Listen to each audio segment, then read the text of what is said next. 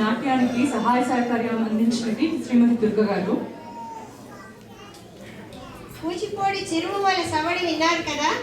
ఇప్పుడు అదిగో అల్లదిగో శ్రీహరి వాసము, ఇది మీ అందరికీ తెలిసిందే కదా. ఎవరు రచించారో ఎవరో చెప్తారా?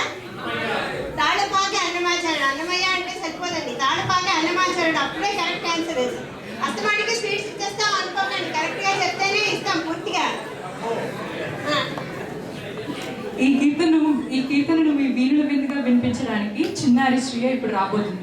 ఈ పాటను అన్నమయ్య, అదిగో అల్లదిగో అన్న పాటను అన్నమయ్య ఏ వయసులో రచించాడో చెప్పగలరా?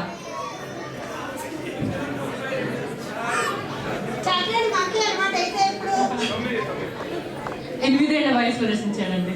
ఈ పాటను అన్నమయ్య 8 సంవత్సరాల వయసులో రచించాడు. ఆయనకు తిరుమలేసుని కొండలు 10,000 పడగల ఆదిశేషునిగా కనిపించాయట. అప్పుడు ఆయన నోటి నుండి వచ్చిన పాటయే అదిగో అల్లదిగో పాట. ఇప్పుడు ఈ పాటను శ్రీయ పాడబోతుంది.